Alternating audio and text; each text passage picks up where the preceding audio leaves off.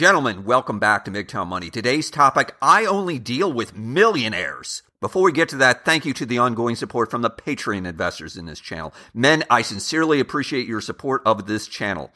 Also, check the video description today to become a Patreon supporter of this channel, as well as check out the Amazon link to an excellent book, and it's not coincidental, the book that I just read called Confidence Man. It's specifically a litany of confidence men through the ages. In other words, men that pulled scams. I think you could learn a lot, and it's going to be especially appropriate to today because specifically men, I only deal with millionaires. No, I didn't say that in so many words, but that ties into today's subject. There was a gentleman named James Cordier. James Cordier, and by the way, look very closely at some of the slides I'm using today. He was a popular book author, as you can see there from the screenshots on Amazon. He wrote a couple of books on option trading, etc. And by the way, also see the video description to the link to the YouTube video where Mr. Cordier is speaking, and you'll understand why in just a second.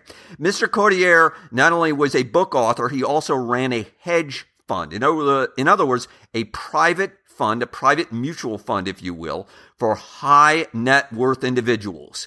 And he specifically was soliciting people who had only at least $1 million.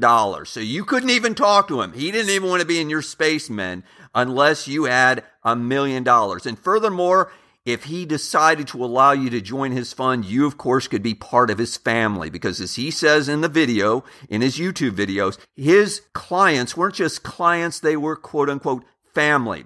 Well, Mr. Cordier has blown up. In other words, his fund now, which had over 150 million, is gone. It's zero. And not only gone, and not only zero, not only have over 200 some odd people lost that 150 million. Furthermore, his clients, his family actually owe money. They owe additional money on top of the money that they had put in due to what was being traded, in this case, highly volatile options. Yes, men.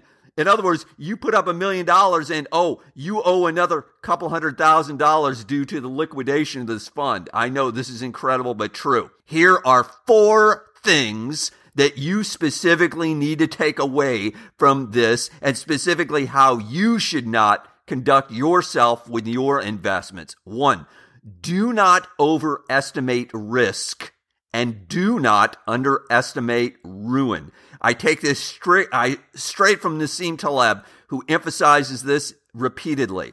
Look, men, leverage can be very, very risky. Whether you're doing leverage in real estate, whether you're doing leverage in any type of trading, leverage meaning where you're borrowing money, if you will, to speculate on something. If you're using credit cards to buy cryptocurrencies, you are using leverage. If you are using student loans to buy cryptocurrencies, you are using leverage. If you're buying a house and putting no money down, you are using leverage. You need to be very, very careful with this, especially if there is a possibility, even if it's only a tiny remote possibility, that you could be ruined, that you could be financially, seriously devastated, seriously set back. It's true.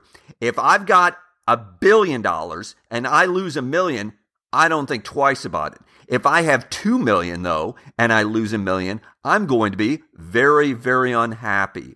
Next, the status quo bias is something you need to be very, very careful of.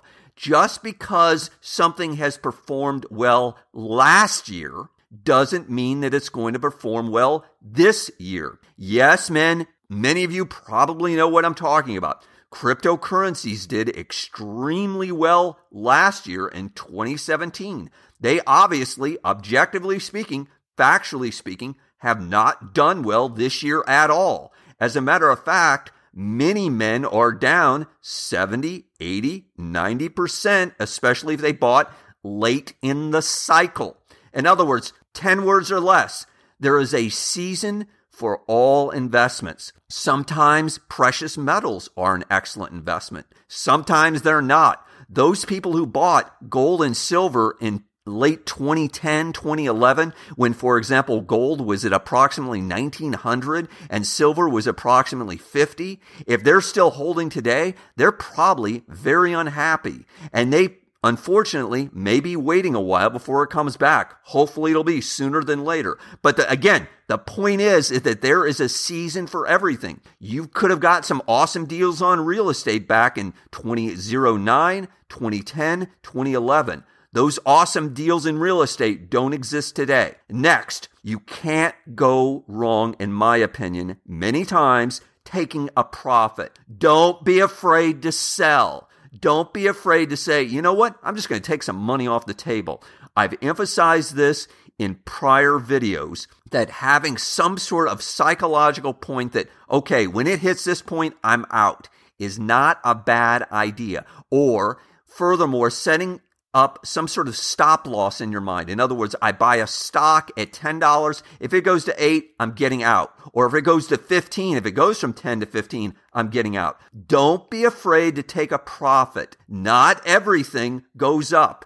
And many, many things can go down and go to zero. I can promise you that. I'll have more to say about that in future videos. Next, this is the most important point. Do not be afraid to be wrong. Admit being wrong. Sometimes you will be wrong. That is the nature of investing. You've got to accept that potentially you might need to take some losses. I can promise you, I can assure you, I have taken many, many losses. However, my losses would have been far worse, far more dramatic, far more ruinous, if you will, if I had waited and not taken them early. I'll give you a couple examples. One, I can remember years ago, I had a stock that did very, very well. It went up to approximately $30 a share. It collapsed, though, and went all the way to $7. And I thought, you know what? I'm getting out. I should have gotten out a lot earlier, but I'm going to get out. I'm going to take out what I've got. Another friend of mine, though, he was insistent. He wasn't going to take the loss, etc. It went down to pennies a share. Literally, I think it ended at about 3 cents a share before it was ultimately bought out because it was going to go bankrupt and wipe out anyway. The point is, you've got to sometimes step up to the plate and say, this is not working.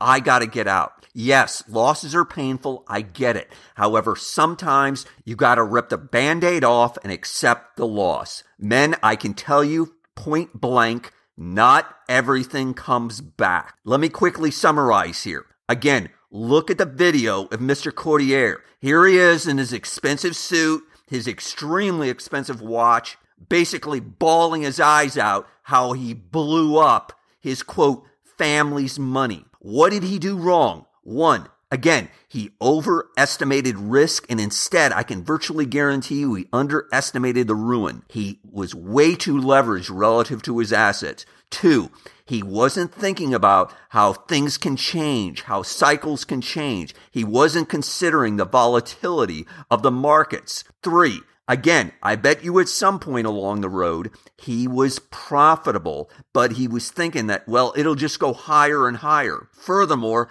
most importantly, he wasn't willing to admit that he was wrong. He wasn't willing to say, okay, I'm down by half, but you know what? We're going to get out, we're going to get on with it, and we're going to rebuild. Instead, he let it go to zero, and even worse, now his clients, his quote-unquote family, owes these other institutions money. Men, don't let this happen to you.